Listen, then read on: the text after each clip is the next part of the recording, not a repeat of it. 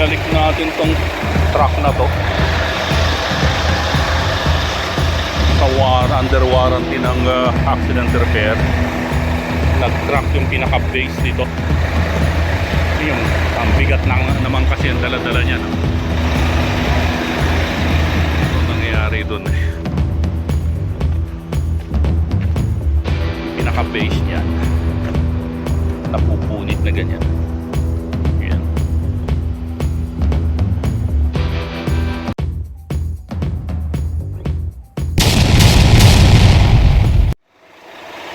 Binalik natin tong truck na to sa under warranty ng accident repair. Nag-crack yung pinaka base dito. Yung ang bigat naman kasi ang dala-dala niya, no? Ayun, buong yan dala-dala nitong base na to, at aluminum din kasi itong base na to. So habang tumatakbo yan, nag-crack ito.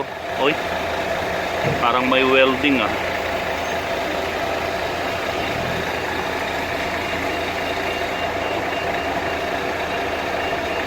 Hindi ko alam kung sinadya nilang i-welding ito as support para hindi mag-crack or ni-repair nila yung dati. Mahirap nang makita kasi, pero mukhang bago naman yung plate. Kabilaan dati yan. Dito rin. Oh, may mga welding din siya. Baka wineldingan as a support para maiwasan mag-crack ulit.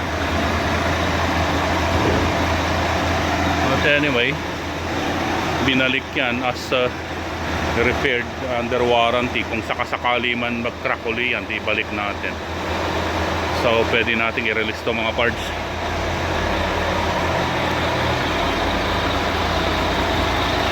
Ayun, laki.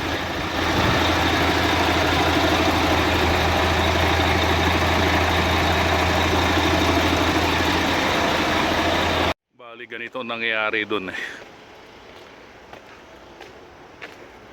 Yung pinaka base niyan napupunit na ganyan. Yan.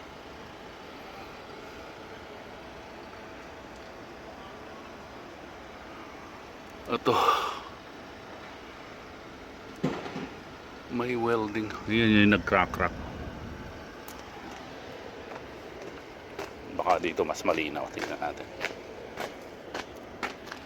Ayan. Ito, napupunit yung pinaka base. Dahil habang tumatakbo yan, although may support siyang ganyan, yung pinaka poste, yung aluminum, ayan, napupuwersa. Kaya ayan, ganyan yan, nagtitilt na, lumiliyad. Ito natin tignan para mas madaling intindihin. Ayan, oh, hindi na siya nakatayo, nakaliyad na siya. So ganyan na nangyayari doon. Pero since wala pa 6 months yung kaka-repair, naibalik ko pa as warranty repair. So pwede nating i-paralish yun.